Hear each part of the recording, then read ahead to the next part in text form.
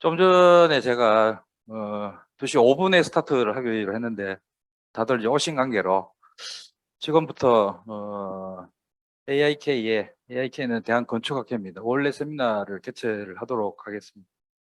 유인물이 아주 이렇게 잘 이렇게 인쇄가 되어 있는데 앞쪽에 이렇게 보면 이제 저희들 원래 세미나의 취지라든지 개요에 해당되는 부분이 조금 이렇게 적혀져 있거든요. 잠깐 읽어드리면 저희들 건축학회는 한 80여 개의 위원회가 있습니다. 위원회에서 여러 위원회가 요즘 이제 4차 산업혁명 시대에 걸맞는 여러 가지 주제에 관련된 위원회가 쭉 있는데 각 이슈별로 회원들의 여러 가지 연구나 학업에 많은 도움을 또 주기 위해 가지고 표창직 회장단에서 제40대 원래 세미나를 기획을 했고요. 그 일환으로 오늘 사실 원래 세미나가 세 번째입니다. 세 번째인데 재난에 대해 가지고 한번 고민을 같이 해보는 것도 어떻겠냐 싶어가지고 기획을 했고요. 잘 아시다시피 일본은 지질이 많은 나라고 많은 기술들이 이렇게 진보적으로 이렇게 발전이 되어 있는데 그중에 이제 최근에 일본에서 이제 여러 가지 성능 평가를 한 방법이라든지 내진보강에 해당되는 기술을 나름대로 조금 이렇게 알아보고자 원래 세미나에 재난에 관련된 파트를 기획을 했습니다. 저는 대한건축학회의 총무이사를 담당을 하고 있는 한양대학교 이강수입니다. 다시 한번 인사 올리겠습니다.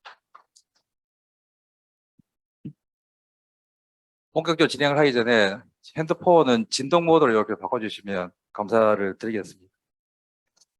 회장님의 인사 말씀 전에 오늘 또 이렇게 귀하신 또 두 분이 또 오셔가지고 잠깐 이렇게 소개를 좀 드리고 회장님 인사 말씀을 듣는 쪽으로 이렇게 하겠습니다. 오늘 또 귀한 걸음 해주셨는데 서울대학교의 명예교수이신 홍성목 교수님 오늘 참석하셨습니다. 뜨거운 박수로 부탁드리겠습니다.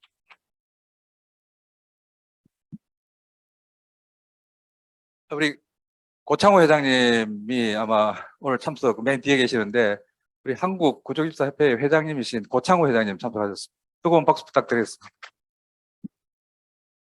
회장님께서는 오늘 세미나의 PR을 위해 가지고 몸소 포스트도 이렇게 회원들한테 이렇게 나눠주시고 대단히 감사드립니다. 예.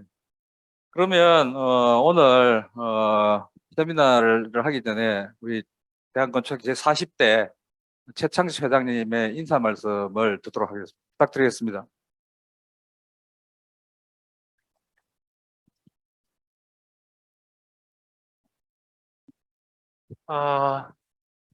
예, 날씨가 조금 쌀랑해졌는데요. 우리 홍준목 교수님 이렇게 건강하신 모습으로 배울 수 있어서 솔직한 심정으로 마음이 든든합니다. 이렇게 와주셔서 감사드리겠고요. 특히 건축구조기술사회의 우리 고창호 회장님 바쁘신데 직접 참석해 주시고 응원해 주신 데 대해서 역시 마음으로 감사를 드리겠습니다. 조금 전에 우리 이강석 총무이사께서 말한 바와 같이 대한건축학회는 매달 마지막 금요일 날 이 원래 세미나를 진행을 하고 있습니다. 그래서 제일 첫 번째는 그 인터내셔널 심포지움을 해서 초고령 사회 주거에 대한 세미나를 국제 심포지움을 했고요.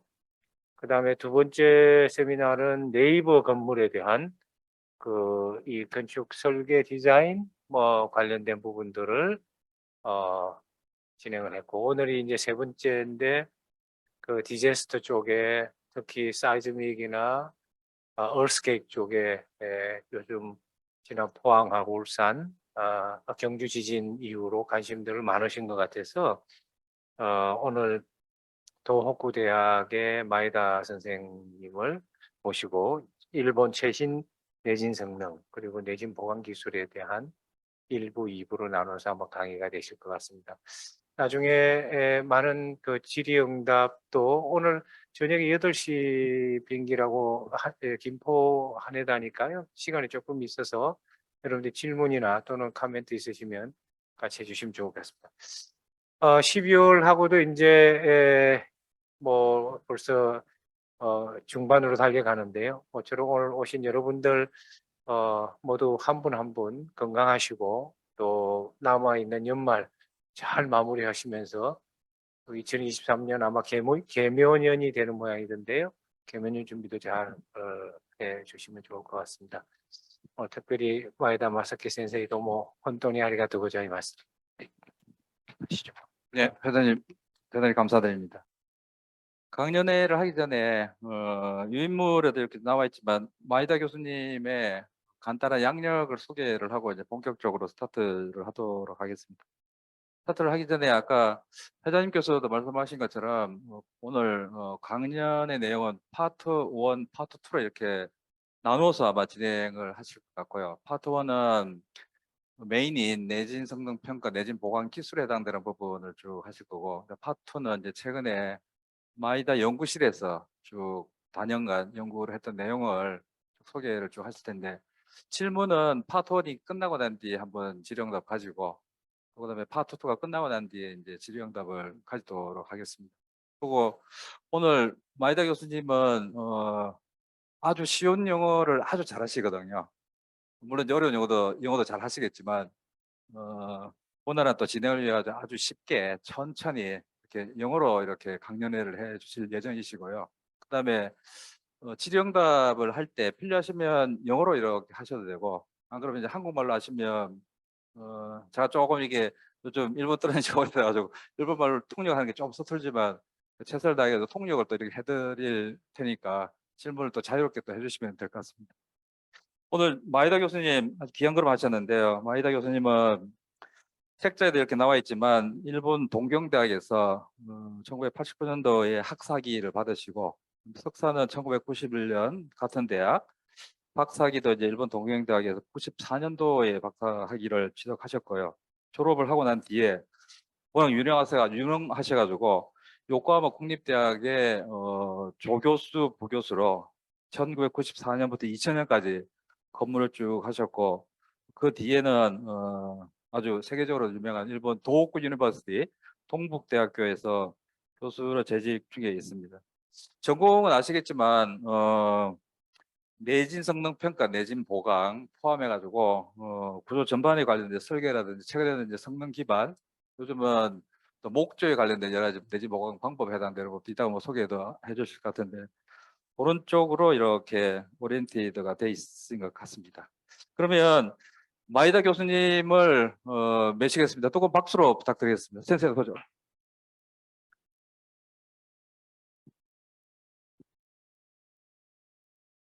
スタートすればいいです。はい。外していいんです。はい。안녕하세요, everybody. I am sorry, but I do not speak Korean language, so that's why I will speak in Japanese. And if necessary, my colleagues, Lee Kansok, Professor Lee Kansok, will follow up my talk. Okay, so the first of all, I want to say my gratitude to be invited here. So I have very long collaboration or friendship with Korea. So now I'm 58. And over 3 years ago, I was a student in the Japanese university. And at that time, so many students from Korea were studying together with us in university. And this time, so after the COVID-19 pandemic, so we stopped the collaboration or communication with Korean colleagues for 3 years. But after this 3 years disturbance, I finally come here, and last night I saw meet many friends here in Seoul and Busan. So I feel very happy to be here. So okay, so I will want to start my presentation. So today, so It's very nice opportunity to be here, so that's fine. I want to share my experience in Japan. So the first topic, it's research and technology of seismic performance evaluation and retrofitting of existing building structures. And maybe after following this first part, this is basically first parts of my presentation. And after this presentation, I want to introduce some of my recent research activities. Okay, so this is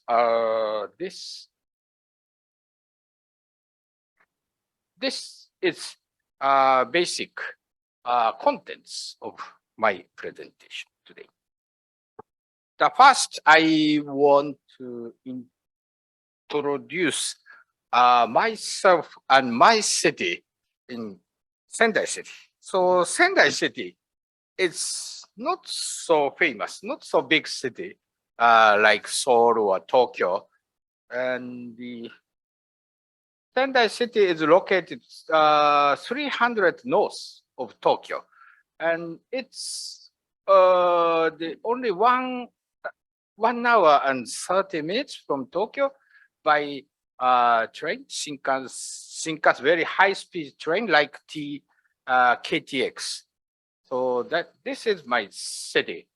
And the population is just 1 million or something like that.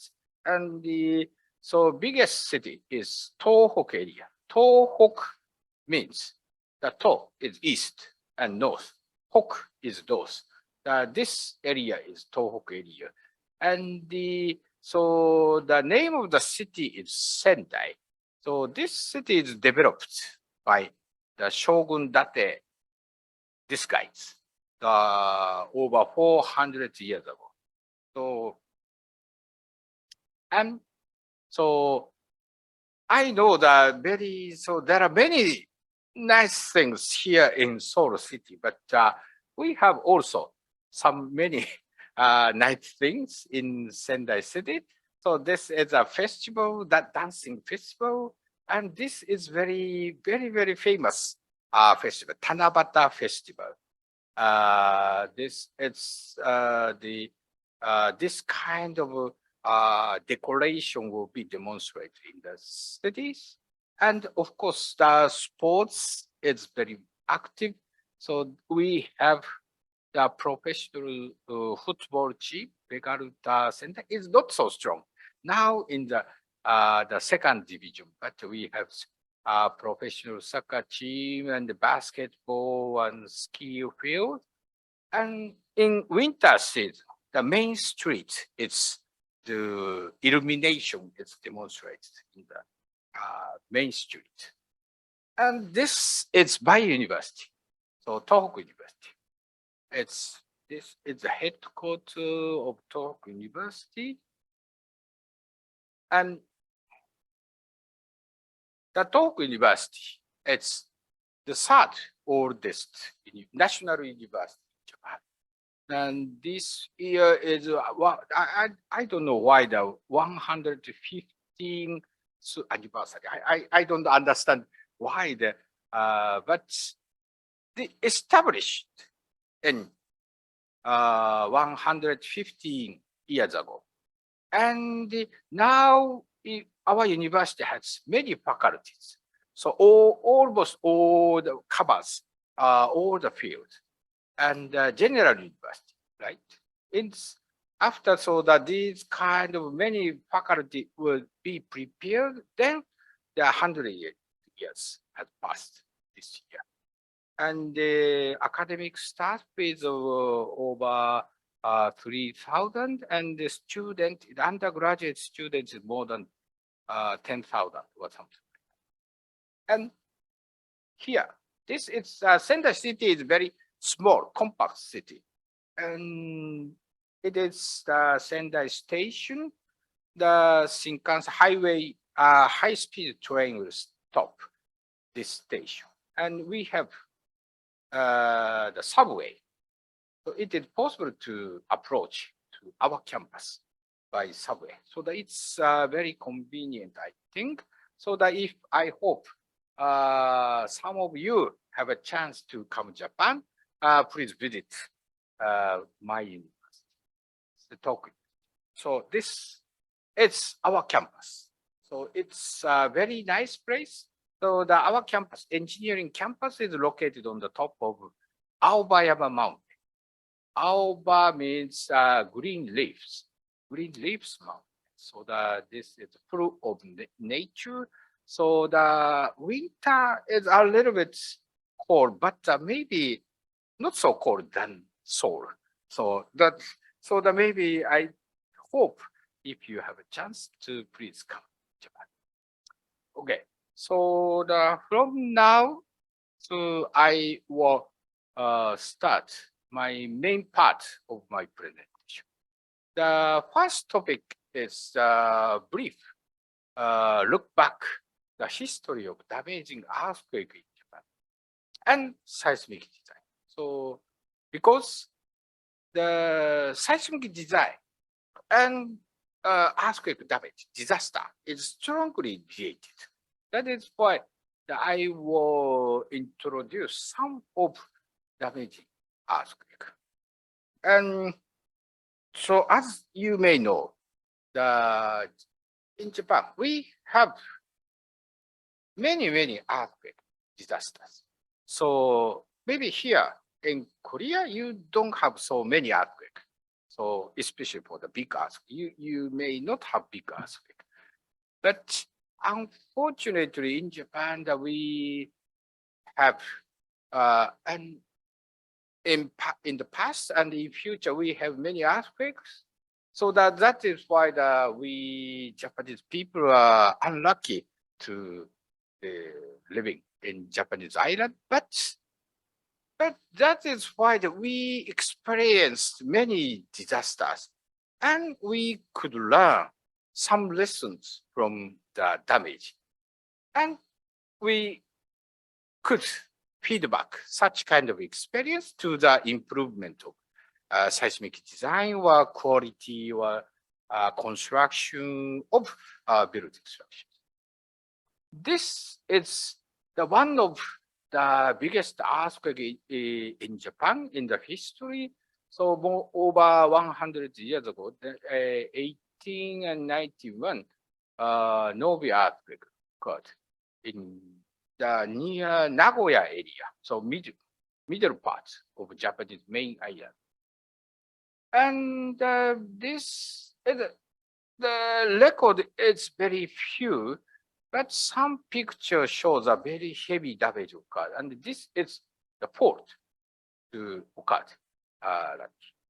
And one of the most severe damage was Great Kanto earthquake over 100 years. It was occurred 1923. So the next year will be the 100 years anniversary of Great Kanto earthquake.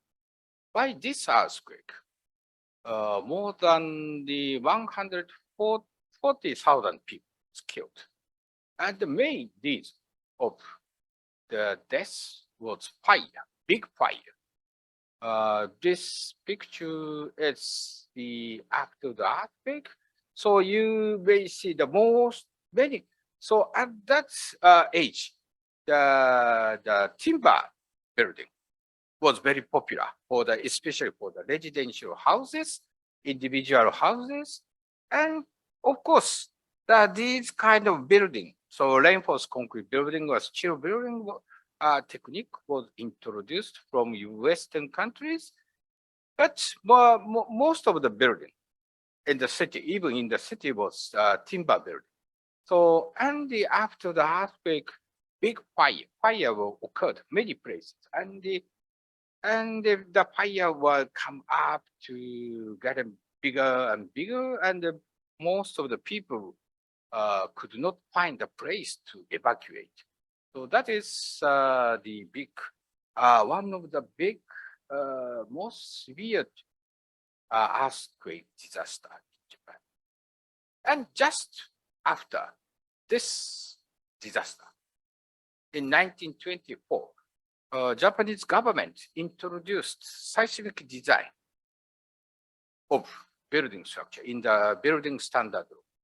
So this means that before this earthquake, the building standard law did not require seismic design. And the seismic design, first seismic design in Japan was allowable stress design concept. So this graph is showing the basic idea. This is lateral force and this deformation displace relationship. And in the allowable stress design, so only elastic condition is considered, and the base shear coefficient 0.2 is considered. So that this means the acceleration response of 0.2 g is considered in the seismic design structure. So after World War II, building standard law was established, but basically this idea is doesn't change from after the Great Counter. This kind of the allowable stress design is still effective or working in Japan.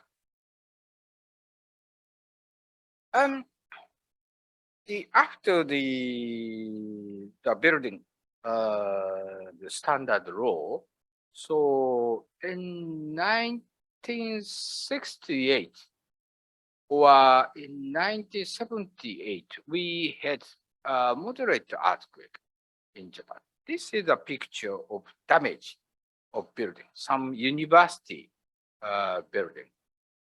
And this ages in 1960s. I was born in 1964, and the first Tokyo Olympic Games was held in 1964. So these ages, Japan was very rapidly developing, and in many places, this kind of concrete building structure was constructed as a replacement of old timber building. And so many engineers or professors was considered the concrete structure is very stronger than the old timber buildings.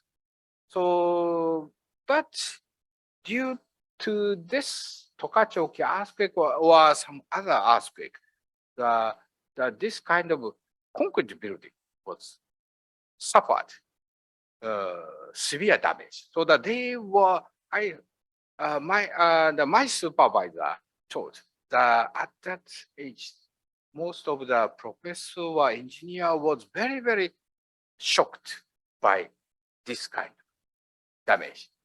And then just after this earthquake, so Japanese government started national project for the seismic design or improvement of seismic capacity of building structures. And the first action is done in 1971. The seismic code was revised as a temporary revision was done. So I mean, so as you may see, there's some collapse of column due to the shear failure. But it's very dangerous. So that in order to prevent the brittle shear failure, the requirement of hoop specimen, minimum hoop specimen was changed from 30 centimeter to 10 centimeter. That was this seismic code revision was done in 1971. And seismic evaluation standard was issued in 1977. So the main author of this seismic evaluation standard was Professor Okada. Professor Okada is a supervisor of Professor E. Kansok. So and of course, I was very, very impressed by Okada. And next year, 1978, Miyagi-ken earthquake, and this kind of damage occurred. And in 1981, the second seismic code revision was done. And in this time, as a result of 10 years, over 10 years national project for the seismic improvement, the seismic design was reached to the next step, second level design was introduced. This is showing some graph, basic concept. The first level design is point 2G as a acceleration response is considered. But so for this, in addition to this elastic design, we introduced the ultimate state design concept. Introduced in addition to the first level design. And in the second level design, we will consider the 1Z as an acceleration response of the structure. Or this picture is showing Professor Shiga from Tohoku University, a late professor. And Professor Shiga worked to investigate the characteristics of building structure in the damage by the 1968 Tokachi-oki earthquake or 1978 the Miyagi earthquake, and he found some relationship. This is very famous graph, called Shiga map. So this is the vertical axis is kind of the average shear stress in the structural element, and the horizontal axis is average wall area or something. But anyway, so and after the introduction of ultimate strength design, so in Japan we published the guideline for the design of earthquake resistant building in 1990. So in this guideline, we introduced the concept of total collapse mechanism. This concept comes from New Zealand, and for the earthquake resistant building structures. So if we form the total collapse mechanism with beam welding, so we can expect the higher energy dissipation during the vibration of earthquake. So at all the plastic hinge region. So that's why this kind of new structure design was introduced to the Japanese seismic. And so I was student around this age. So I entered the university in 1985 and got the bachelor degree in 89.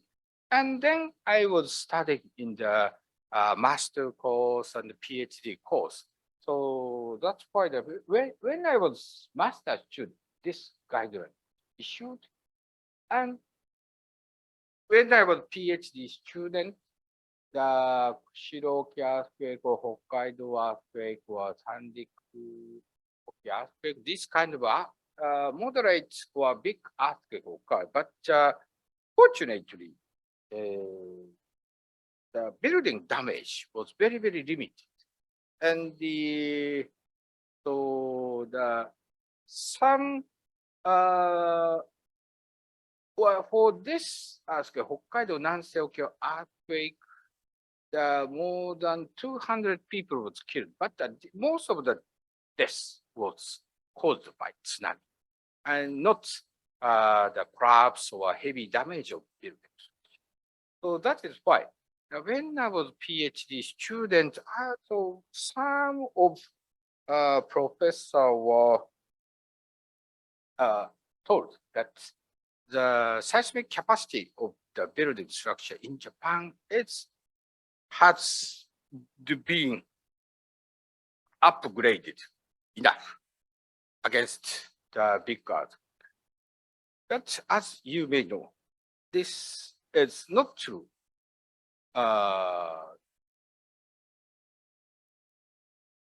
When we recognized the big earthquake will occur in the city, in the big city, the damage will occur in Kobe, 1995. So some of the new generation it's not yet born, but for me, this aspect is maybe very, very epoch-making event to me, because I was born and grown up in Kobe city. So the Kobe is my hometown. So, and at that time I was a student in Tokyo. So that's why I didn't live in Kobe in 1995, but it was very, very big shock to me. So such big disaster will occur in my hometown. So as you may know, this earthquake itself is not so big, but epicenter is just under the Kobe city, Kobe area. So that is why the very strong ground shaking occurred in Kobe, center of Kobe city. And this is some picture after the disaster, and by this aspect, more than 600,000 buildings was damaged, like this. Or this is another example of damage of residential house, apartment houses, or something. And I just got PhD degree in 1994. That is why and after I got PhD degree, I just started working at the university as a associate professor. So I was lucky. So because I was most young guy in the university, so I was involved in the research group of damage structure in Kobe area. And because I was youngest guy, so I need to work on the data to what kind of tendency we found from the data. And this is the damage statistics based on the construction age of the structure. This the damage data is for the school building, reinforced concrete school building. Almost it's 3 stories or 4 stories or something like that. Not so high-rise building is not in this data. And anyway, if we divide the building into 3 generations, first generation, second generation, third generation, and in 1971 and 81, the building code was devised. That is why we divide the generation into 3 groups, 3 generations. And damage level is obviously different, very different. In the first generation, the 40% of building was collapse or severely damaged or moderate. So but even oldest generation, 60% of the building structure escaped heavy damage. That is a little bit surprising. We consider all the building very weak, vulnerable, and all the building will be collapse. That is a general feeling, but more than half of the old building will escape damage, even against the very strong ground motion by COVID. And the percentage of the collapse or severe damage will decreased due to the seismic code revision, first revision. So the change of the minimum requirement of hoop space was contribute to reduce some part of them, especially for reduction of collapse or severe damage. And ultimate strength concept in the second seismic code revision in 1981, it's succeed to reduce the collapse or severe damage or percent volume of moderate damage. And it's a little bit surprising, the 90% of building, it's escape damage. Very, very limited, slight damage or minor. Minor damage means there's some kind of repair of crack is necessary, but it is possible to easy to repair. That is the one of the some evidence of seismic the improvement of seismic capacity of building structures in Japan. And by the seismic code revision in 1971 and 85. And so from this kind of damage survey, so we propose to the government it is necessary to take care of this kind of the seismic improvement of first generation or second generation building. It's very important. So at the beginning of my presentation, so we Japanese people are very unlucky to living in Japan with many aspects, but in some meaning, they're happy because we can get this kind of data and we can investigate what happened during the earthquake, and we can learn something from this kind of database, and then we can feedback what to do after the disaster to prevent the future disaster, or prevent or mitigate the future.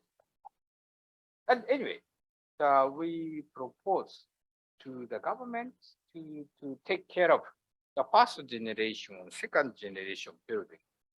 And in the end of 1995, the law for the promotion of seismic retrofit was established.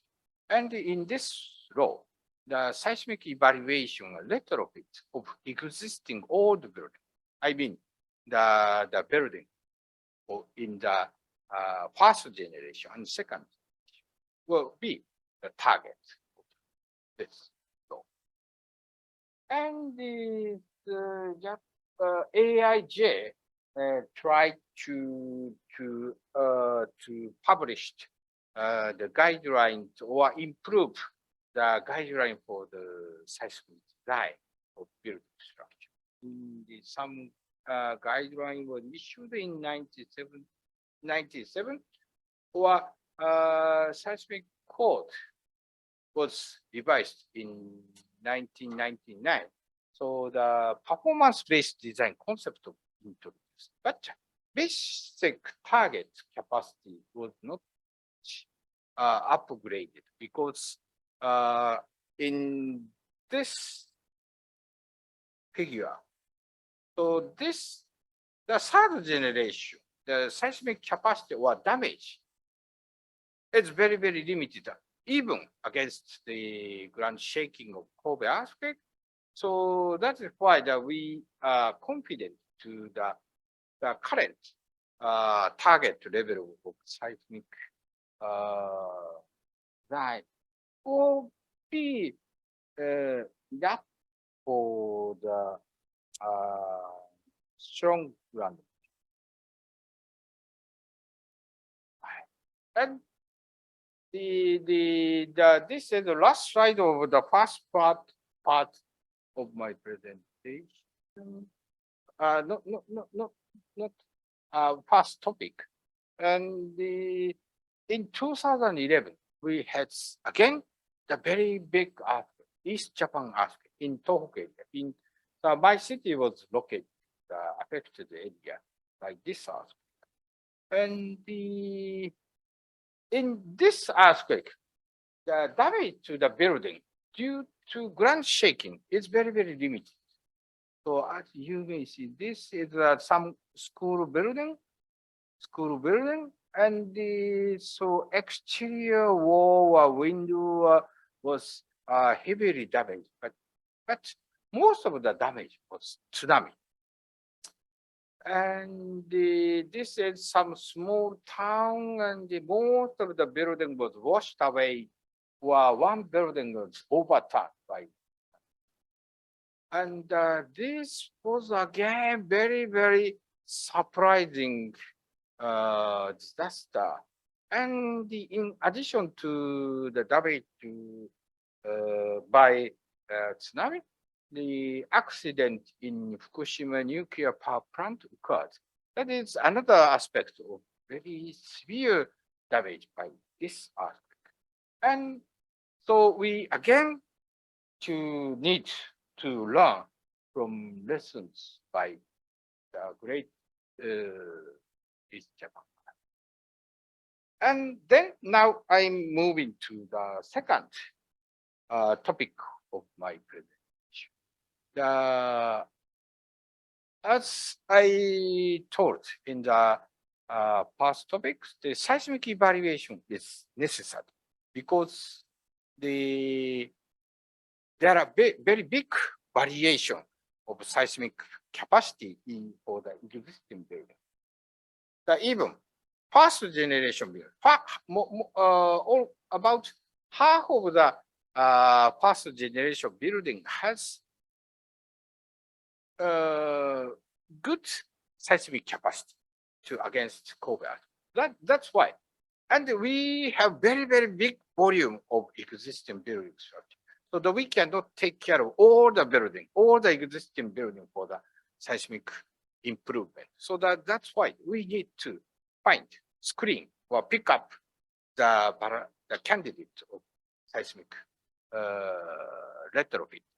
So for this purpose, we have the seismic evaluation guideline. This guideline is, as I talked in the first topic, so Professor Okada was supervised, or basic idea, original idea comes from Professor Okada. And this guideline is originally published in the 1977. But unfortunately, before Kobe earthquake, this guideline was not applied the many buildings. So only limited area, it's applied. But most of the building, the people that don't recognize the importance of the seismic evaluation of the existing building structures. That is why this was not so applied. That is why the Kobe earthquake, many of the old buildings suffered very severe.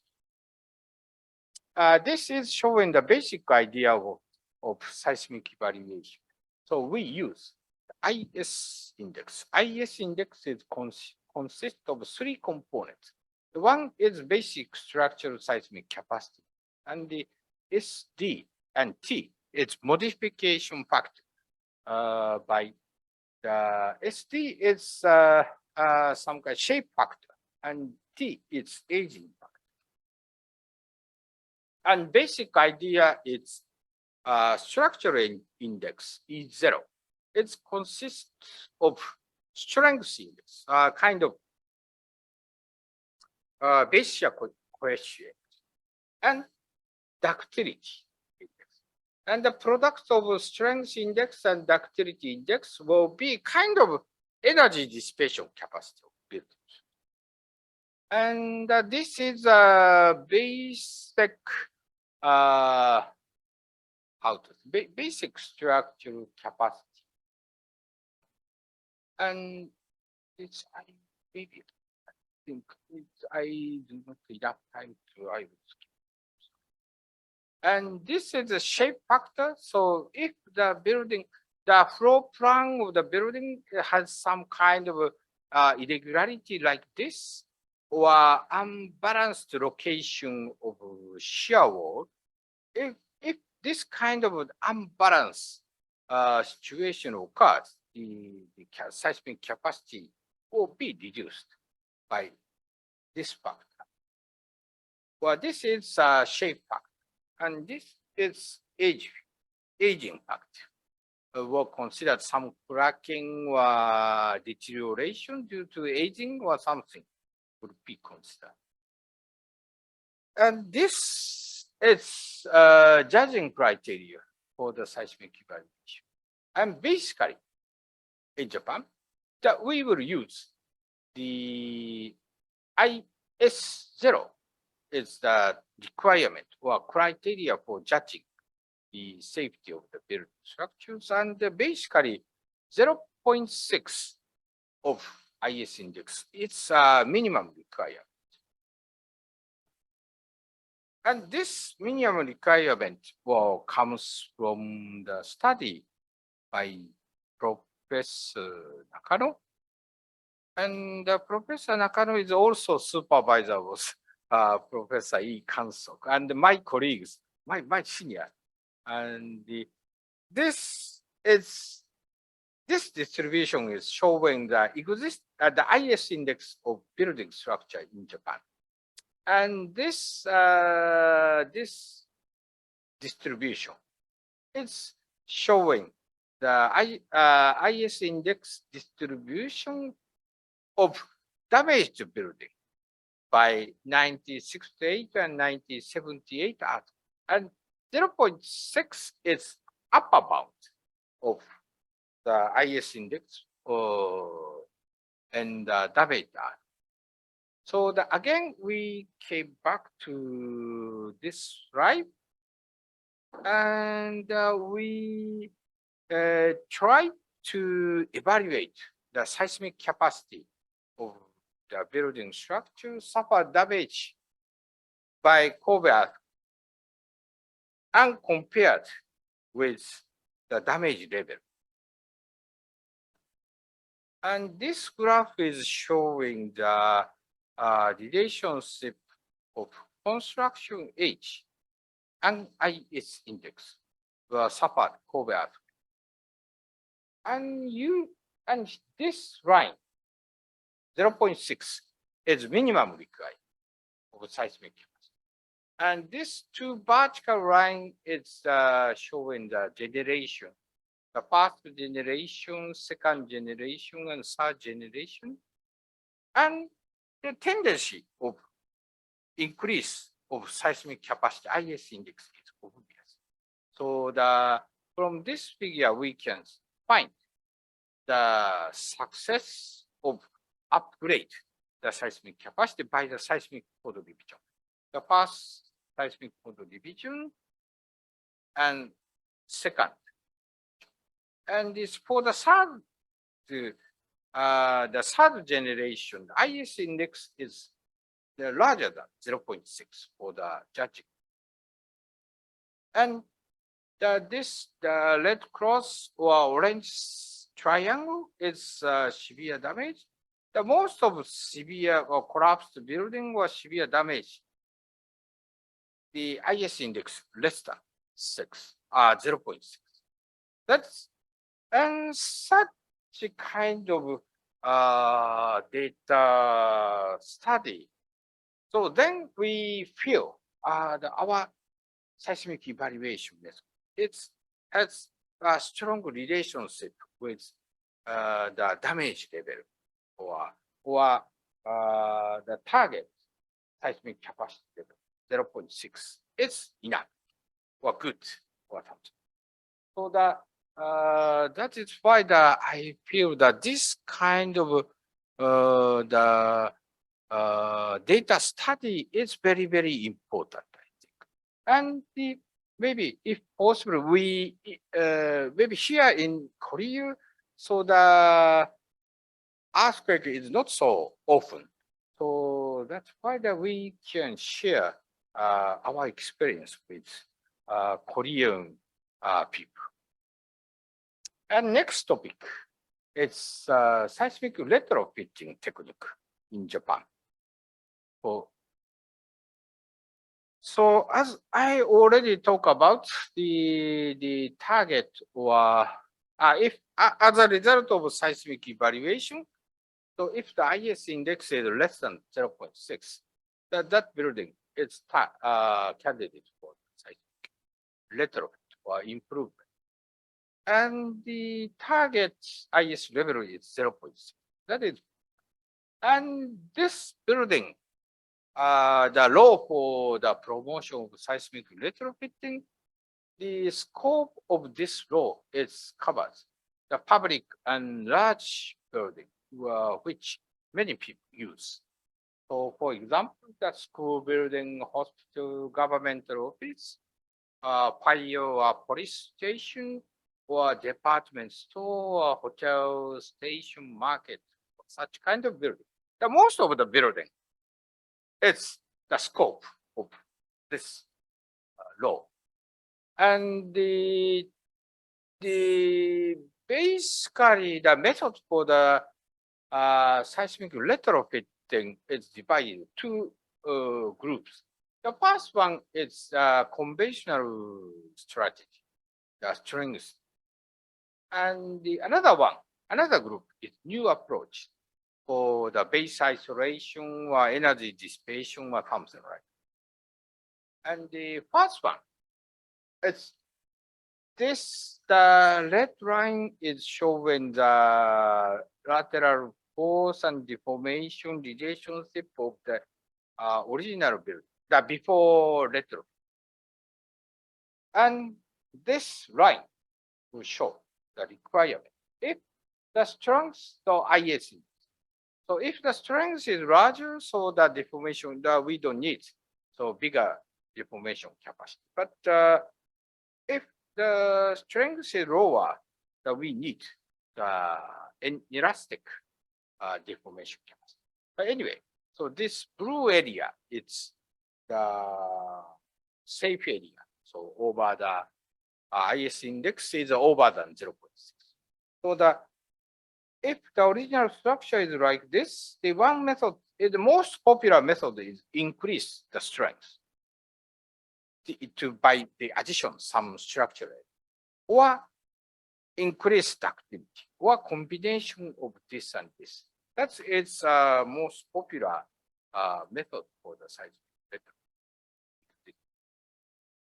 For this picture is showing the very popular technique for the seismic improvement, especially for the strength improvement. So by this steel framed brace or reinforced concrete structures, partial wall or buttress or jacketing of column. Such kind of, there are many kind of techniques, and these are widely used. The most popular technique is the installment of reinforced concrete shear wall in the open frame, like this, or steel frame steel framed brace is another popular method. This is showing the example of building structures. So originally this is some school building. Before retrofitting, so in this area there was a window, and they installed the concrete shear wall here, or something. That is such kind of technique is popularly used. Or in some cases, if they want keep some windows, then the framed steel brace is used. In this case, some post-installed anchor will be inserted to the surrounding concrete frame, and some mortar is used for the fix the steel frame and concrete frame. And this is another example of the school building. So with the steel brace like this or this. So this kind of technique will be used when the building owner want to keep to use the building during the construction. So this kind of retrofitting technique can be applied only the work will be done outside the building. Such kind of request comes from the building owner. So that's why the construction company developed this kind. This is one example of seismic retrofitting of school building in my city. So once I visited this school building, and the kids are studying in the classroom, and basically school building. So this kind of window is necessary to get the sunlight. So this kind of steel bracing would disturb some part of sunlight, but sunshine. But it's very popularly used the school building or some other building to keep the open window. And another approach is reduction of seismic response. So basic idea of the reduction of seismic approach is like this. So this IS index is 0.6 is basically necessary, but if we can reduce the input from earthquake, this structure, so that we don't touch the building structure itself, but if we reduce the required seismic capacity, so we can save the structure. So that is basic idea. And for this kind of purpose, the base isolation or vibration control damping system is used to reduce the shaking. Right? So this is the base isolation device, or this kind of damping element. This is showing the one picture for the retrofitting with base isolation. So this building is the National Museum for Western Art, designed by Le Corbusier, very famous architect, Le Corbusier. So as you may see from this picture, so kind of the soft first story, pilotis. The pilotis is one of the very famous aspects of Corbusier's building. And if I am a structural engineer, first I will propose, please install the concrete wall or steel brace in the first story. But this is World Heritage. So by the Corbusier's design, that is why some big change of exterior or design of this building is not possible. That is why they decide, building owner decide to apply the base isolation of this. So maybe you may some kind of the structural joint is here. So that this is original structure, and they constructed new basement under the existing building, and the base isolation device was installed between the new base, new foundation, and the existing building. That kind of technique is sometimes applied, especially for this kind of World Heritage or some very, very valuable buildings. For example, this Western Art Museum or Tokyo Station or something like that. But this kind of method is getting popular for the site. And I think this is fine. Last item of my presentation in the first part. So this figure is showing the rate of seismic evaluated school building or seismically upgraded school building in 2010. So just over 10 years ago, so just before the Great East Japan earthquake will come. So, and you may see the almost 100 school building is evaluated. So it takes very long time. So of course, after 1995 earthquake, the Japanese government just started to seismic evaluation and find out which building. This building is safe enough, or this building is vulnerable or something. And then they applied the seismic improvement, retrofit of school building. So almost all the building was evaluated in 2010, just 1 year before the Great East Japan earthquake, and almost 75% of the building, existing school building, was upgraded. But of course, the 25% of the building is still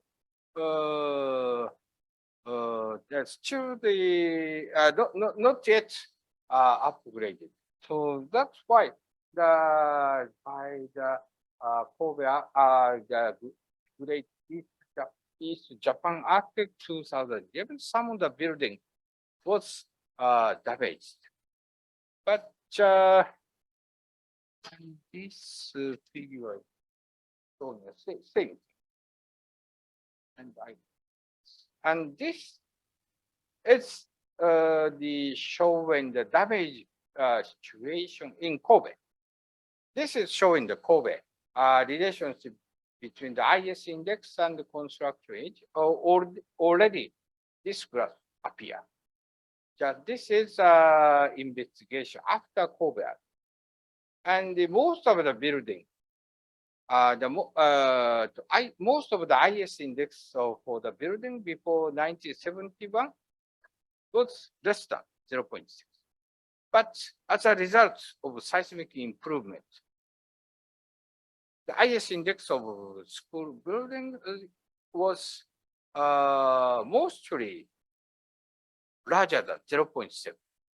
But these buildings are some of the exception, because this building was not yet upgraded. The seismic retrofit was not applied at that time. But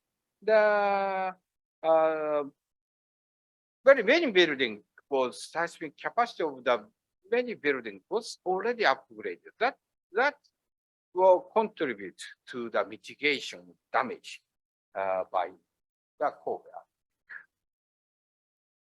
Okay, so I think, and as you may see from this figure, the seismic retrofitting evaluation takes very long time because maybe we or you have many stock, a very big stock of existing building structures. So and we do not know when the next big earthquake will come. And we cannot say we have time. So we have how many years we have. But anyway, we need to start the preparation. So the step by step, that is very important, I think. Okay, so I think the first part of my presentation is finished. So if I think it's better to have some break for discussion or question. Thank you. Thank for you. your attention. 첫 번째 섹션이 끝났고요. 물론 아까 말씀하신 것처럼 영어로도 얘기했었는데 이제 메인 파트가 이제 끝났는데 여러 가지 아마 질문들이 있으실 것 같아요. 필요하시면 한국말로 해주시면 제가 이게 통역도 해드리고 안 그러면 다이렉트로 영어로도 이렇게 질문을 하셔도 됩니다. 많은 아마 질문이 있으실 것 같은데 질문 부탁드리겠습니다.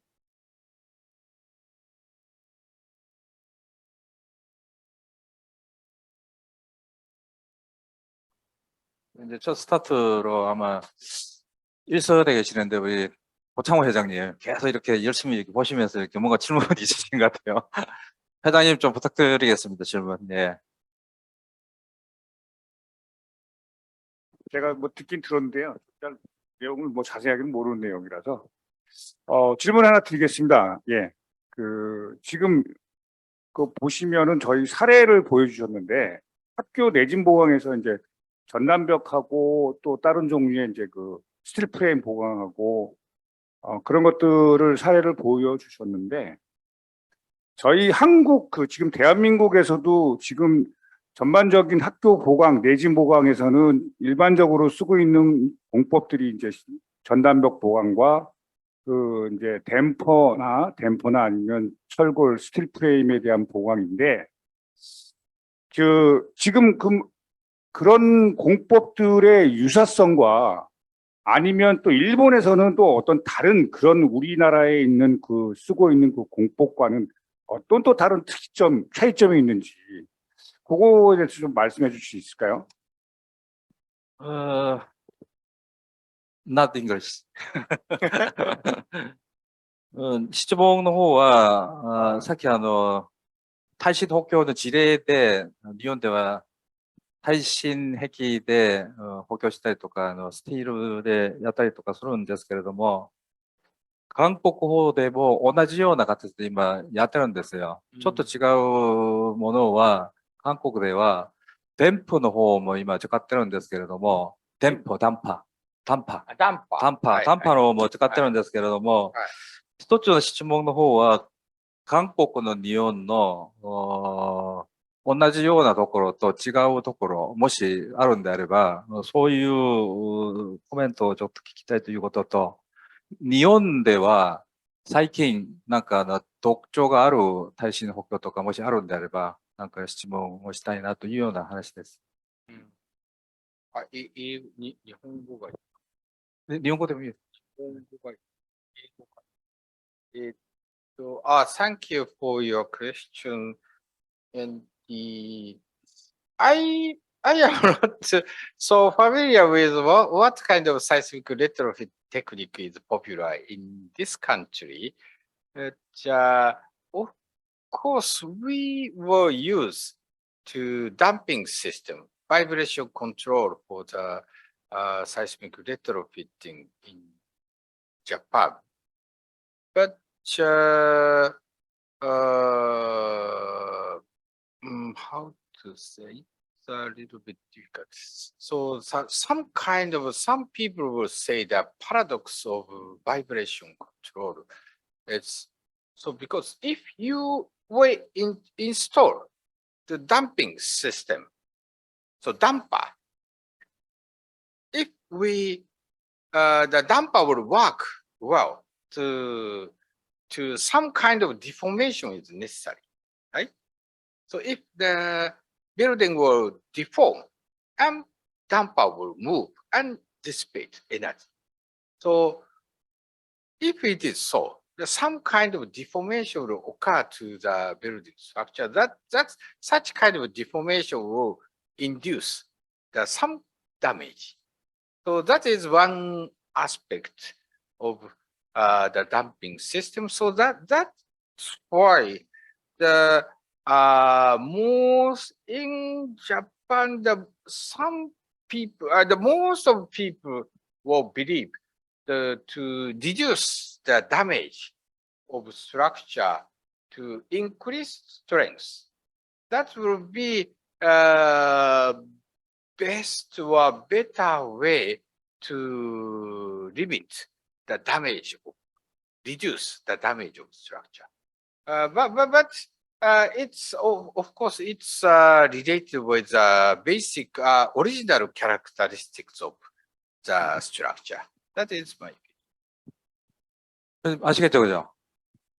opinion. 잘 아시겠지만 댐퍼 같은 경우에는 이제 일본에서도 다 마찬가지인데 조금 이렇게 논란이 사실은 2년 전부터, 몇 년 전부터, 이전부터 있었는데 변형에 해당되는 부분이 조금 이렇게 보장이 되면 아주 이제 확실하게 사용을 할 수가 있는데 이제 그런 부분들에 해당되는 부분 체크를 하는 게 당연한 것 같아요. 한국도 마찬가지인데 맨 마지막에 말씀하신 그 요약은 그래도 일본에서는 강도 보강에 해당되는 부분이 아주 전통적으로 지금부터 많이 사용을 하고 있는 방법이다라는 얘기를 하시네요. 간략하게. 예. 이제 And another trend of seismic improvement of recent trend is, for example, high-rise building. It's retrofit with damper because the safety itself has no problem because the high-rise building, so very strict structural design or analysis, dynamic response analysis will apply. But during the Kobe to East Japan earthquake or something like that, very big deformation will occur to the building structure. So that such kind of big, large deformation induce some damage to the, for example, the ceiling board or partition wall or some equipment, device, elevator, or such kind of usage or function. It's sometimes damaged. So, and the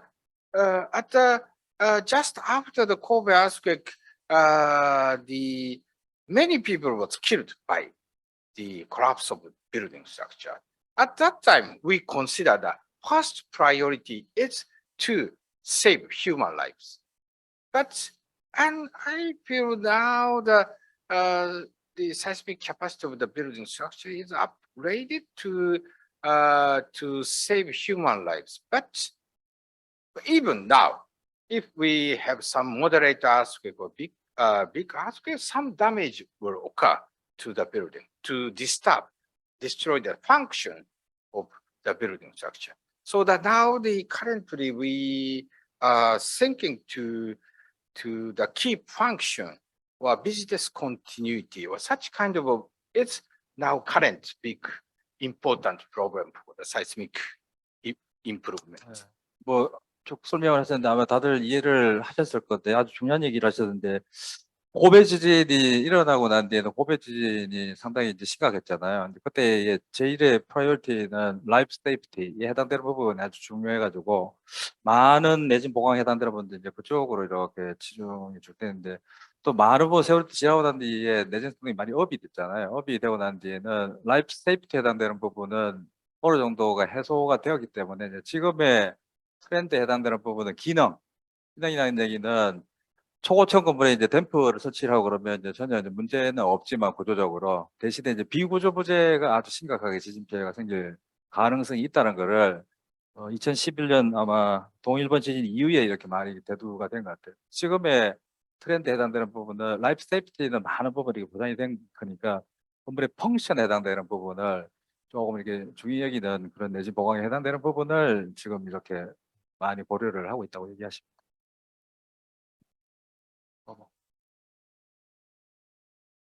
혹시 예. 거기 뭐죠?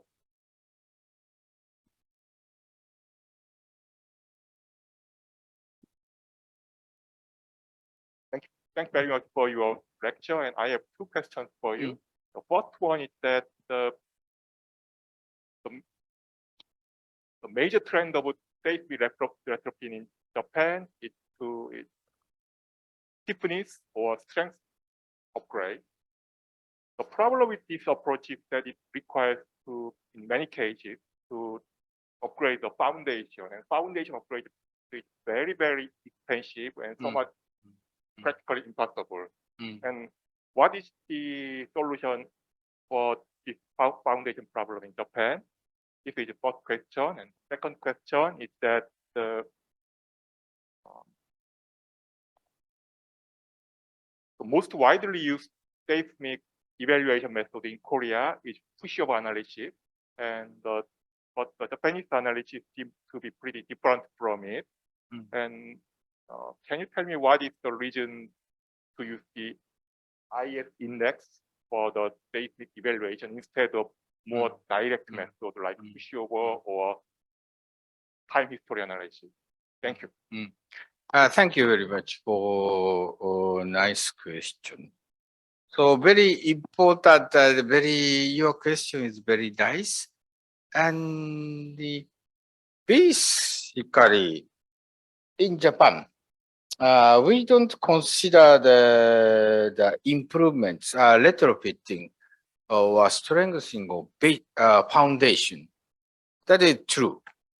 And it's a little bit difficult to explain, and this is not appear in the evaluation guideline, but basically we are thinking to in this way because if we find some the weak point in the foundation or pile or something like that, sometimes the damage will occur to the pile.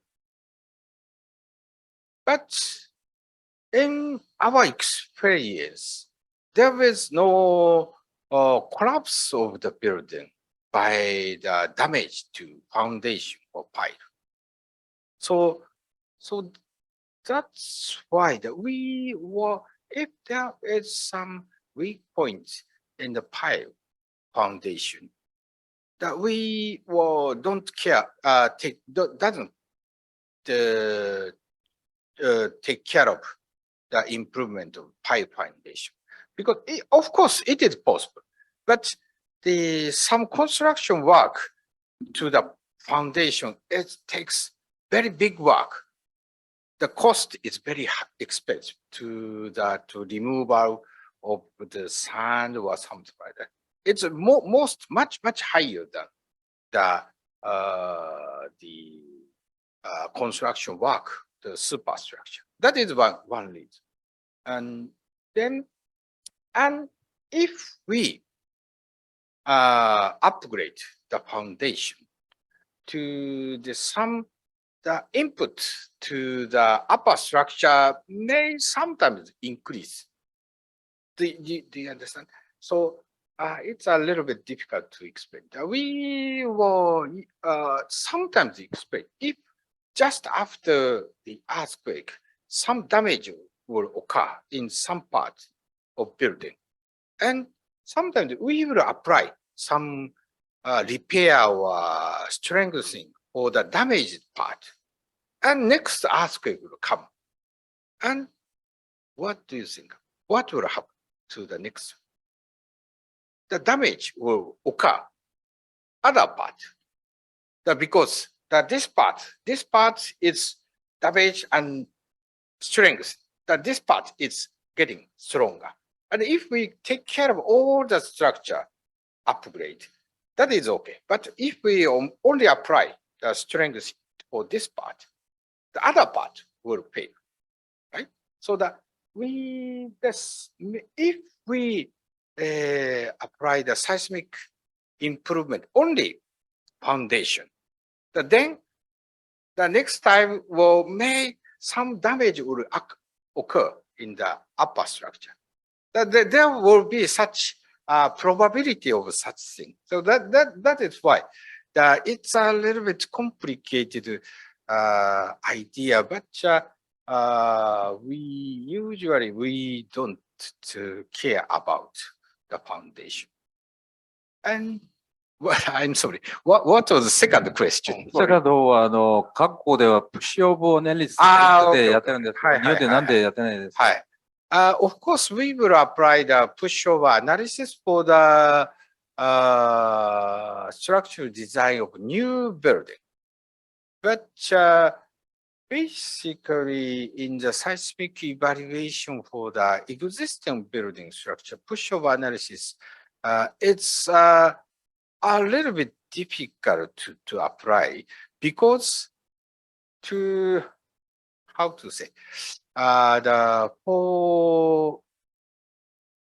we have many experience. Just after the earthquake, we will visit the damaged building structure and correct the structural drawing and the structural calculation and do some pushover analysis or dynamic response analysis and compare with the real damage condition.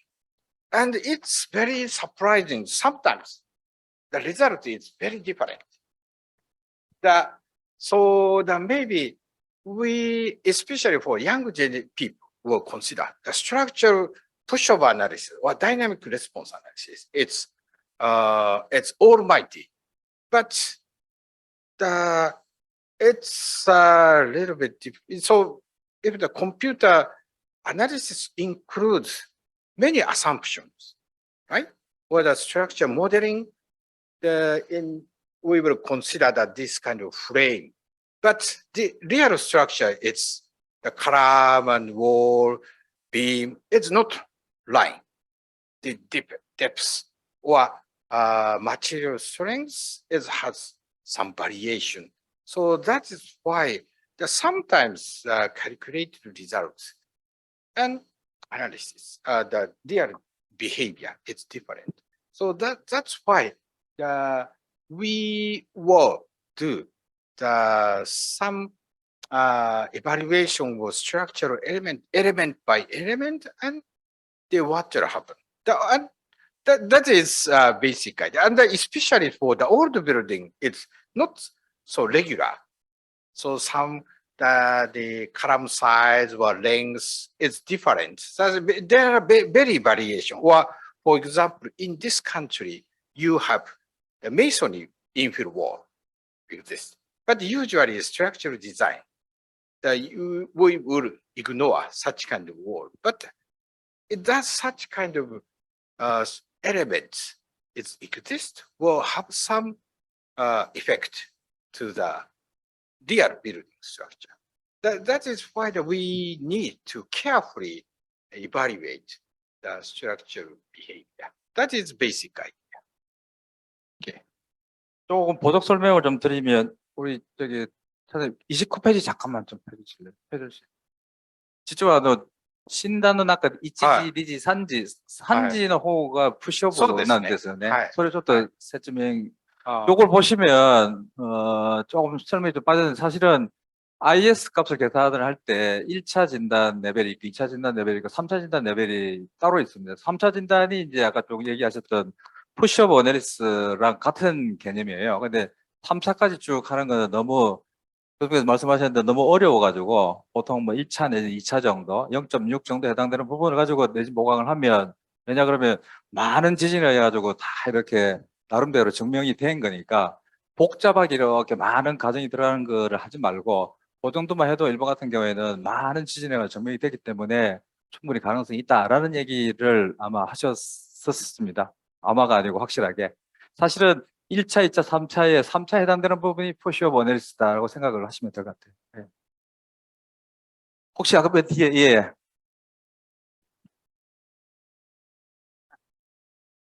Thank you for your nice presentation. I got some general quick question about the retrofitting cases for residential buildings or any commercial instead of like public facilities like school or hospital or city hall. Do you have any cases done in Japan for residential buildings or commercial like a market or store?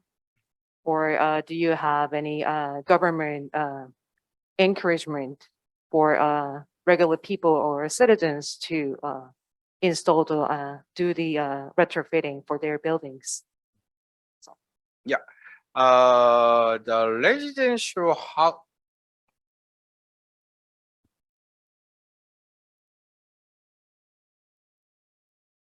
So that we have the many problem in Japan. So the school building, this kind of public building structure, it is possible to if the Ministry of Education decide or local government decide to retrofit to this building, the school building, then it will be done.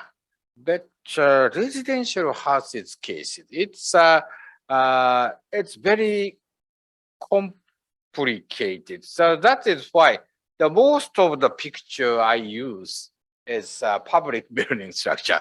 And for residential houses case, so it is possible the structural designer can evaluate the seismic capacity and propose some idea for the retrofitting. But they decide if for this kind of the concrete wall, shear wall or steel bracing installation, it's very, very difficult to decide the location. So everybody will say, no, my room, no, please, no retro, the next room or something like that. That it's very difficult. And this is one example of apartment residential houses. In this case, some base isolation was applied in the mid-story. So this story, or this kind of exterior damping system. And this place is a kind of damping system or something like that. Anyway, so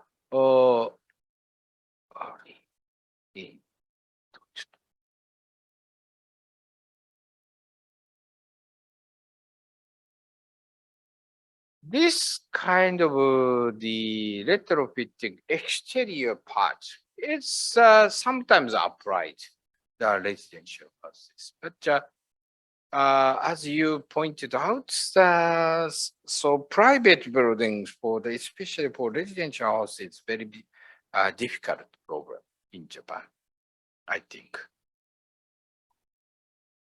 되셨나요? 네. 또 뭐처럼 보셨어요? 예, 질문이 또 많으신 것 같아가지고 예, 부탁드리겠습니다. 예.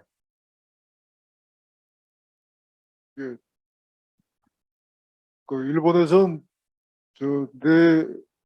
내진 보강을 할 때 내와 성능도 같이 고려하는지 그걸 좀 여쭤봐 주셨으면 고맙겠습니다. 日本で耐震補強するときに火事に関する採択も一緒にやってるんですかということですね。火事に関する耐火性能。ですね、火事は基本的には日本では火事と地震は同時には起きないっていうふうに思っていて、なので耐震補強で何かそのエレメントを入れるときにね、それに耐火もしないといけないっていうルールがつくとコストが上がるじゃないですか。で、みんなやりたくなくなるので、耐震補強のエレメントは耐火はしなくていいっていうルール。で、それはなぜかというと、そのエレメントがもし火事で燃えてなくなっても、他にもともとある柱でこうちゃんと建物は建ってますよね。もともとの建物が耐火性があれば、その後から入れた耐震補強の部材が火事で燃えても大丈夫だっていうので、そこはいらないってこと。補強やっている時には、うんプライオリティをうん対価じゃなくて耐震の方にはい耐震置こうという。だけだからこういうスチールブレースも普通だったら、これ耐火の被覆しなきゃいけないんだけど、しなくていいですね。ということに。 우리나라 조금 틀려가지고 일본 같은 경우에는 내진 성능을 할 때는 내화 성능에 해당되는 부분은 고려를 안 한답니다. 이 이유가 내진 성능에 해당되는 부분이 아까도 이제 말씀드렸는데 프라이오리티를 더 주기 때문에 내진 성능에 해당되는 부분을 먼저 이렇게 우선적으로 쭉 하고, 예를 들면 이제 불이 나가지고 예를 들면 문제가 생겨서 손 치더라도 뭐 기둥이 큰 문제가 생겨가지고 건물이 무너지고 하는 거는 없으니까요. 그게 하나고, 또 하나는 법적으로 아마 법이 조금 개입을 하는 것 같아요. 내진 성능을 업을 시켜 내진 보강을 할 때는 내화 성능에 해당되는 부분을 일본에서는 기본적으로 고려를 안 하는 것 같습니다. 예. 또 뭐 질문 있으십니까? 예.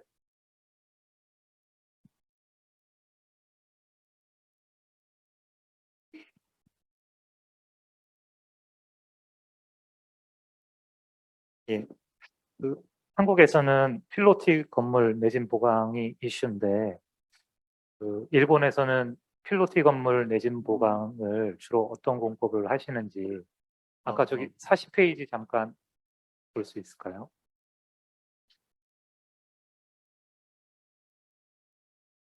예, 그 오른쪽 위에 있는 그림 보시면 저게 어떤 공법인지 섬유 보강 공법 같기도 한데, 그 기둥 시스템 보강이 아닌 기둥 부재 연성 보강 공법으로서 일본은 주로 어떤 걸 적용하고 있는지 궁금합니다.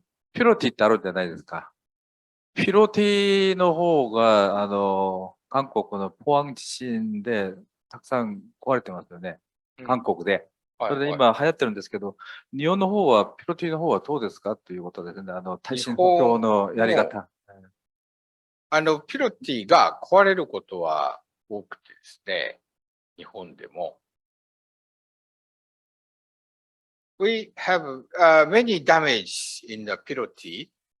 This building doesn't look Piroti, but upper story is residence house. It's many wall is located, and in the first story is no wall, so that it's kind of Piroti, and this kind of damage is very popular. So that's why the seismic retrofitting to take care of the Piroti part, it's big issue for the seismic retrofitting. やってる方ってあるんですか、そういう。It's case by case, but very popular method is installment wall, a concrete wall or some steel bracing. And if the building owner doesn't like to install a wall and they have big money, the base isolation, like Corbusier, that is another. There are many methods. So in this case, they apply the base isolation. So there are many ways. Based on the building condition and how much the budget. 거기 일본의 구조에 해당되는 부분이 한국의 구조가 사실은 약간 달라요. 한국 같은 경우는 이제 피로티가 어마어마하게 이렇게 이제 몇 년 전부터 많이 우족성격으로 이제 많이 지어졌는데, 일본은 한국 같은 그런 피로티 종류는 흔치 않아요. 그러니까 아까 말씀하신 것처럼 피로티 손 치더라도 통상적인 벽체를 신설한다든지, 그러면 브레이스로 이렇게 내진 보강을 한다든지 그런 방법을 하면 피로티 쉽게 이렇게 아마 내진 보강이 가능하다. 아주 독특한 뭐 로컬비즈의 서양 미술관 같은 경우에는 이제 보존할 가치가 있으니까 면진 구조를 사용한다든지 하는 방법들을 지금 설명을 하시네요. 네. 구조 형식이 조금 다릅니다, 사실은. 예, 예. 예. 모처럼 오시는 질문 좋습니다. 예.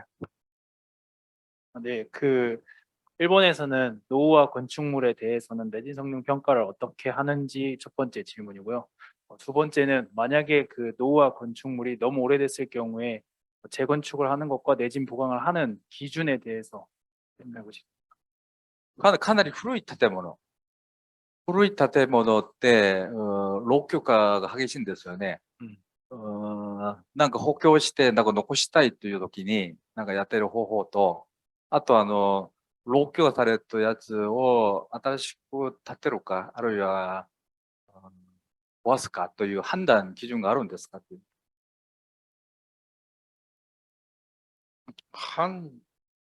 これを残すか、あるいは、これを改築するか、あるいは補強して残すかという判断基準。老朽化された建物ですね。難しい質問ですか？難しいけれど、例えばかな。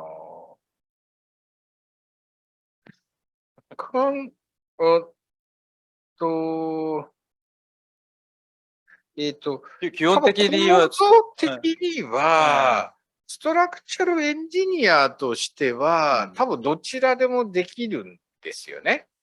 建て替えるのも、補強するのも、ストラクチャルエンジニアのアスペクトで言うと、どちらでもできて、で、それにお金がそれぞれ建て替えるとこれぐらいお金がかかります。直すとこれぐらいお金がかかります。で、そのファイナルディシジョンメイキングはビルディングオーナーとかのステークホルダーの方が決めることですよね。で、多分ストラクチャルエンジニアはそれを出すっていうことかな。 왜 질문이 어렵냐고 얘기했냐면 사실은 구조적으로 아까 0.6에 해당되는 부분이 문제가 있으면 이제 뭐 부신다든지 하는 기준들은 있는데 정량적으로 이렇게 보고 판단을 하는 거는 엔지니어가 보고 여유가 좀 있으면 이렇게 뭐 개축을 한다든지 안 그러면 내진 보강을 해서 살린다든지 하는 이제 판단 기준은 있는데 기본적으로는 구조적인 측면에서의 판단 기준을 가지고 내진 보강을 할 건지 개축을 할 건지 부실 건지라는 부분을 이렇게 판단을 당연하겠죠, 그죠? 예. 또 뭐 모처럼 오셨으니까요. 좋은 기회니까 혹시 한두 분 정도 더 질문 주셔도 됩니다. 예, 예. 회장님 첫 아까 스타트와 마지막이시네요. 아까 말씀하신 것 중에 매스 댐퍼를 말씀을 하셨는데요. 지금 일본 같은 경우에는 매스 댐퍼를 주로 이제 고층 건물에 많이 쓰고 있는 걸로 알고 있고요. 그러니까 주기가 좀 큰 건물들. 근데 이제 사실은 한국에서 지금 매스 댐퍼를 쓰고 있는데 저층 빌딩에도 많이 적용을 하고 있어요. 내진 보강으로. 그래서 그게 과연 적정하다 그러면 어느 정도의 건물 높이에 이걸 매스 댐퍼를 써야 그 효과를 발휘할 수가 있는지 그런 것들에 대해서 말씀해 주실 수가 있을까요? 네, 어려운 질문이시네요. 선생님께서 직접 하셔도 될 것 같은데. 네, 할까요? 質問の方はですね、いわゆる TMD、メスの電波を普通は高速建物につけてなんかやってるんじゃないですか、対策を。最近韓国では、デ層の方でも、今一部部分で使ってるんですよ。それを使っていいんですかという。もし使うんであれば、適切ななんか方法とか、TMD のやつをですね、どういうふうにやれば低層でもできるかという、ちょっと難しい質問なんですけど。ちょっとわからない。なんか、それはなんか TMD のメーカーさんに聞いていただく方がいいような気がしますけれども。専門家としての意見ですね。使っちゃいけないですね、本当は。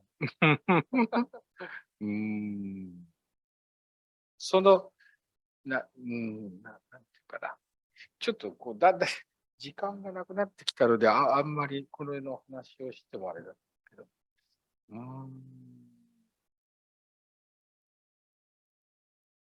その、なんて言えばいいかな。それって、その建物の、基本的にはその建物のそれぞれの特性がある。建物っても高い建物、低い建物、それぞれやっぱりこう違いますよね。だからその建物の、その特性に応じて、そういういろんなテクニック、ここに出てくるテクニック、それは使えるかどうかとか、アドバンテージとディスアドバンテージがあるので、まあそういうのを考えた中でこう選ぶってことではないか。わかりました。明快な答えですね. 어떤 얘기냐 그러면 상당히 어려워요, 사실은. 이제 어려운데 고층에 쓰든지 뭐 저층에 쓰든지 어디 건물에 쓰든지 간에 이제 그게 어느 정도 이제 공학적으로 타당성이 증명이 되면 고층이든 뭐 중층이든 저층이든 사용을 할 수가 있다는 게 일단은 답인데, 예를 들면 아무리 매스 스탬프이지만 요즘 기술에 의하면 여러 가지 만드는 회사들이 많잖아요. 뭐 일본도 막 엄청 많은데 거기에 조금 이렇게 자문을 좀 구하면 요즘도 아마 중저층 정도 건물에도 사용할 수 있는 매스 스탬프가 있을 거라고 이렇게 얘기를 하시네요. 왜냐 그러면 이걸 사용을 해도 된다, 사용 안 해도 된다라는 거를 딱 해가지고 이렇게 하는 거는 범주를 좀 벗어나기 때문에 공학자가 판단해가지고 증명이 되면 사용할 수 있지 않겠습니까? 라는 얘기입니다. 통상적으로는 이제 고층에 많이 사용을 하고 있겠죠, 그죠? 많이 입증이 된 거니까. 이상입니다. 뭐 질문 혹시나 또 질문 있으시면 시간 때문에 요거 이제 파트 2 끝나고 난 뒤에 또 질문을 또 하셔도 되거든요. 또 뭐長い時間 파트 2はい。いてもいいです。はい。パート2行って、またなんか、時間があれば、質問があればと。Thank you very much. Maybe time is running. In the second part, I want to briefly introduce some of my research activities. So this picture is showing the member of my laboratory. So I'm professor. I have one assistant professor and postdoc, 2 postdoc, and advisor, secretary, and I have 13 students, 3 PhD students, 6 masters, and 4 bachelors. That is a member of my research group. And I guess I'm missing one of my slides, so the list of my research, but briefly talk about the one of my major research activity is the commission of Fukushima nuclear power plant. So as you may know, during the earthquake in 2011, so the very severe accident occurred in this building structure. And now this nuclear power plant, we have 4 buildings. And these buildings are now in the process of demolition. And the first that the Tokyo Electric Company is trying to remove the fuel from this building. But it will take very long time, maybe 40 years, 50 years or something. And so that's why still some fuel is inside the building, so some cooling system needs to be maintained, or some the demolition work is necessary. So that is why we need to keep the safety of this building. So, but as a result of the bombing and some the fuel, so very high radiation is observed. It is still exists inside or around the building. So that is why it is very difficult to approach to this building. So sometimes we would try to install some robot system to watch take some picture of the situation building. But we need to try to establish some method for the inspection of building, inspection or monitoring of the building condition. So that is one of my research projects.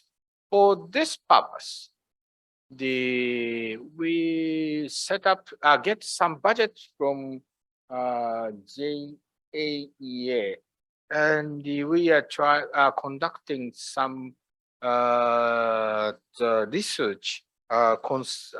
We formed this kind of research group from many university and some organization, research organization. And in this research topic, what we want to try to do is to install some of sensor into this building. So if this building is a general building, it is possible to approach and fix the accelerometer sensor in all the floor or every places, the necessary places, but due to the higher, very limitation of approach to the, maybe it's difficult to install many sensors. So that we maybe at least 1 or 2 sensors will be installed and then do some monitoring response building structure. And another topic, it's to the observation damage. So using some radar sensor to from 30 meter, 40 meter, and then some the professor with have such kind of technology were trying to do use the radar sensor, radar, and they take some image, picture, and to identify what kind of damage situation or identify the deterioration of the structure.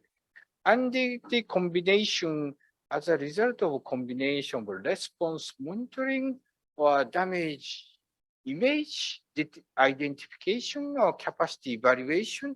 So we want to identify that this is original capacity. Blue line is original capacity, and red one, orange one is deteriorated capacity. We want to predict how much the capacity of deteriorated due to the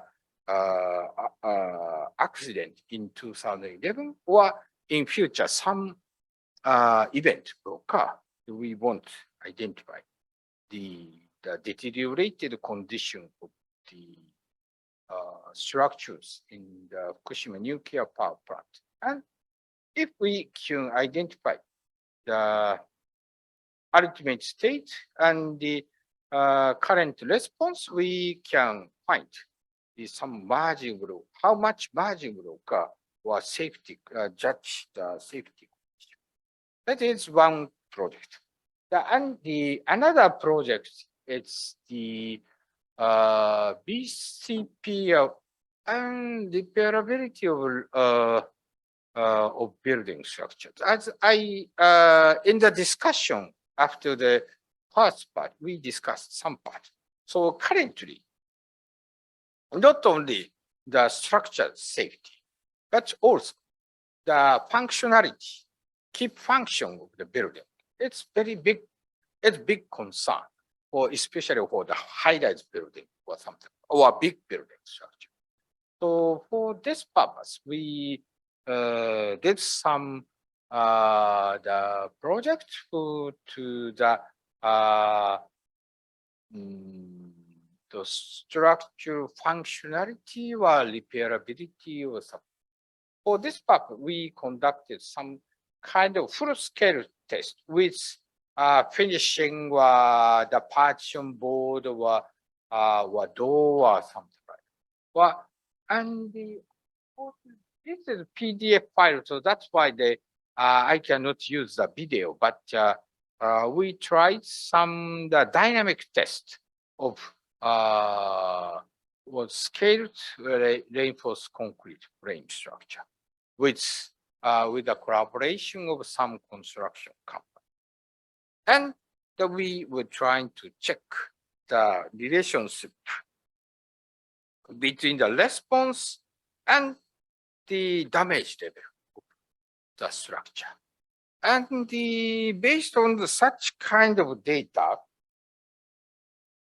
now we are trying to establish the repairability index. That's I mean, after the earthquake disaster, so usually we will apply to some repair to the damaged structure. But we need to know as a result of repair of damaged structural element, how much the capacity will recover. If we apply some the repair, the 100% capacity will recover. If it is so, that is very happy stage. But it's impossible to inject the epoxy region, for example, or the cracks. So that some part of the crack will remain. And from our experience, maybe if the concrete people may agree, the crack into the concrete structure, it's very popular. It doesn't matter to some small crack, doesn't matter for the ultimate strength or ultimate deformation capacity or something like that. So if it is so, we can left some part of the cracks. So but we do not have idea what kind of repair needed to be repaired, but what kind of crack. It's okay.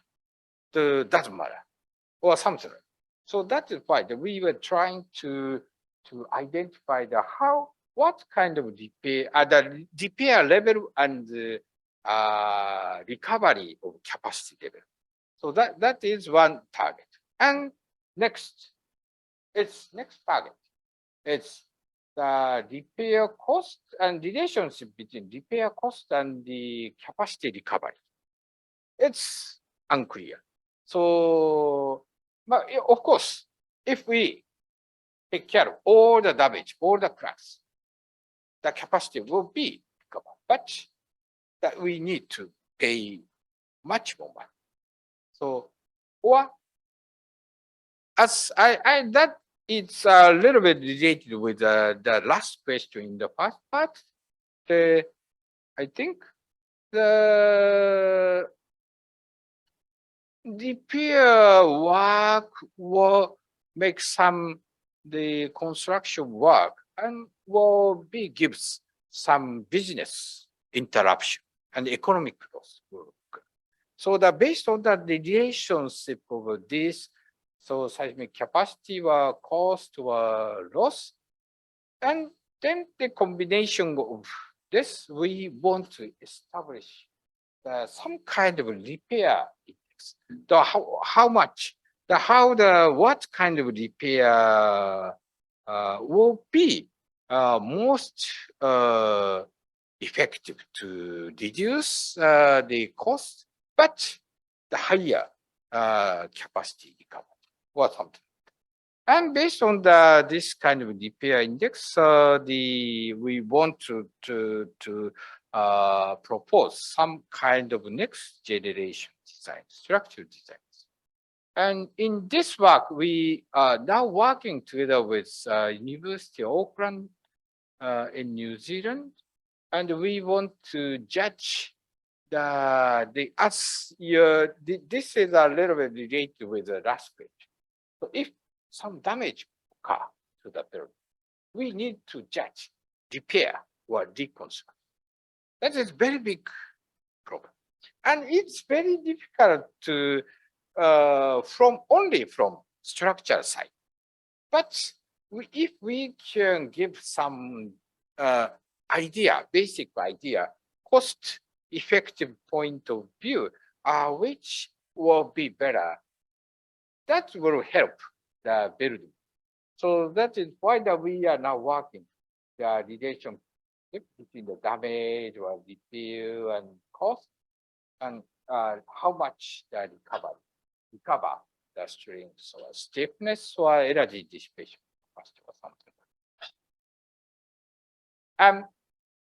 Last item of recent my research activity, it's apart from concrete structure, timber structure.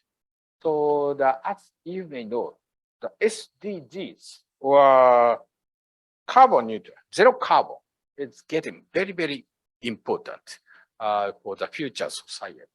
And in Japan, so we have very big forest. The forestry, in Japan, maybe in Japan, the 2/3 of the territory is forest in Japan. It is a little bit surprising. And in forest, we have very big volume of timber, tree. And we can use such kind of material for the construction part. So the timber, the very big advantage for the timber material is renewable, so sustainable. And this will absorb and fix CO2 carbon. And it is very good to human wellness. This kind of tree wood is very nice for human heart or life. And so that is why we in Japan to utilize the rich resource, and the forest is big. It's a big issue. So that now we are trying to use to increase the use of timber construction in the building field. So this is some kind of image of circularity of forest. In Japan, now we have many trees in the forest. If we can use these trees for as a construction material, and then we can plant new trees, new baby trees. If during the process of the growth of these new trees will absorb more carbon. That is one of getting now one of very big issues. And this year in September, I visited Europe, the North European countries. In North European countries, from the timber construction for the high-rise building is very popular. That is why I visited. This is a wood hotel, 20 stories or something like that. And this is Sweden. In some cities, this kind of residential houses constructed by Shelty. And this is city hall of this cities. This is also very nice building. So and we learn this kind of construction system. And maybe as you may know, now in Japan, the CLT, cross-laminated timber, is getting popular. And now we are trying to develop some structural design or construction system or something. In Japan, basically, timber construction currently, the most part of the market is low-rise, single story or two-story individual house. It's constructed by timber structure. But the four-story, upper four-story, the house and non-house both, as most of the concrete structure was steel structure. that is why that we are targeting to the construction the timber building for the 4-story, 5-story or something like that. These buildings are very big for you. So that, for example, this kind of structure for the residential house. And this year we recently we are trying to develop some kind of prototype for the 4-story residential houses and office building with CLT panel, with kind of the hybrid system of steel frame. That this is, I'm sorry, this is a little bit the opposite, but anyway, the steel frame and the CLT wall is installed. That is one type. Or another type, this is for the residential houses to steel wall and the CLT wall and steel beam system, floor system. It's considered to the target of these structures. And why we are thinking to the hybrid structure is to the usually we already have the steel structure, but the general steel structure, the stiffness is not so high, but the CLT wall is the stiffness is higher. So that's why if we apply the pure steel frame with CLT wall, we can get the higher stiffness and to limit the deformation against moderate earthquake or something like that. That's such kind of structural system now we are working to. And until now, in our Miyagi prefecture, some buildings, some kind of timber building, not so big building, but this is some kind of Miyagi Forestry Technology Center, 2-story building, or Sendai Aoyama Park House, or some kind of the center house of park, or Osaki City Hall, some branch. Well, this is also the used CLT panel, or CLT panel, or glulam is used this building. And this building is already constructed last year or this year. In our laboratory, we are trying to develop some unit system with CLT panel and steel beam like this.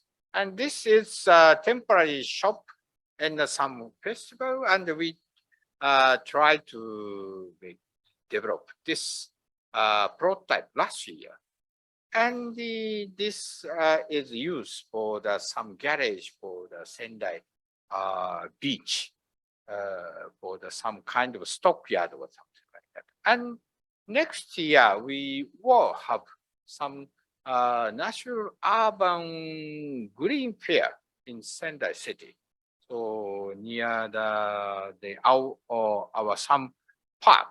And we are trying to construct the center house for this festival with CLT and steel frame system. So, and yeah, okay. So such kind of thing is current my activity.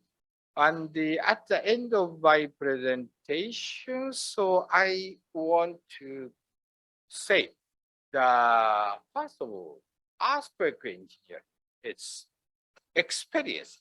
Experience is very important, and we can learn many things from the experience. That is not my word, my supervisor's word.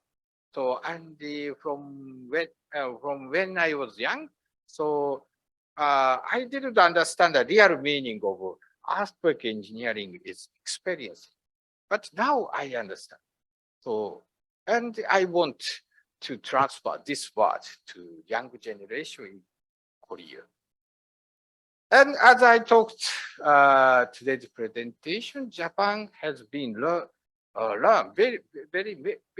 various lessons in the past, and seismic evaluation is effective from some kind of evidence, and the seismic retrofit is effective for the mitigation of damage.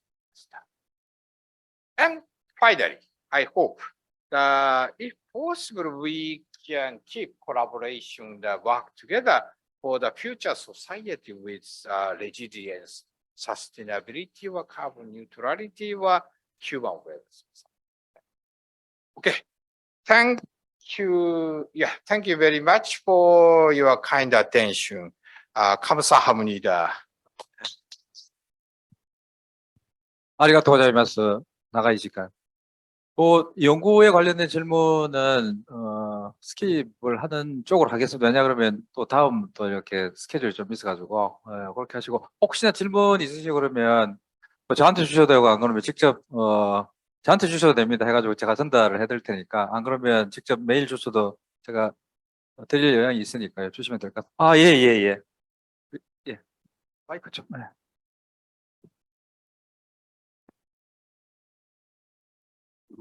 CLT 구조에 대해서 좀 여쭤보려고 그러는데요.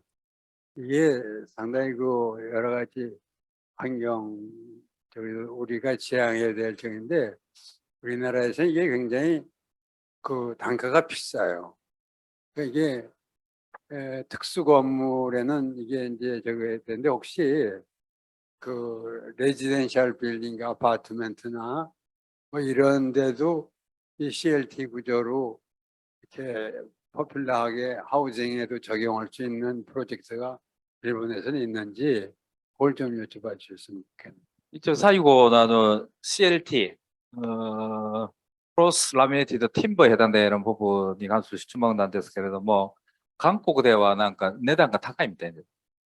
それで、今日本でアパートとか普通の住宅で、こういう CLT を使って、建物を作ろうというプロジェクトとか、そういう建設の計画があるかということですね。Situation is common with here in Japan. So currently, the CLT construction is expensive, more expensive than concrete structure and steel structure. But how to say that? But that is one reason to prevent the promotion of timber construction, CLT construction. So that is why we in our project we are trying to develop some new hybrid system to contribute to the promotion to CLT construction. So the one idea, if we try develop some hybrid system with CLT panel or steel frame, will reduce the the construction cost. So in my feeling, so the reason why the CLT building is expensive, one is the CLT panel itself is expensive, but another reason is the structural design or construction cost is expensive because the engineer do not have experience to work with CLT. That's why the structural design takes much work or construction work. If that is in the past experience, they will take too long time, much work.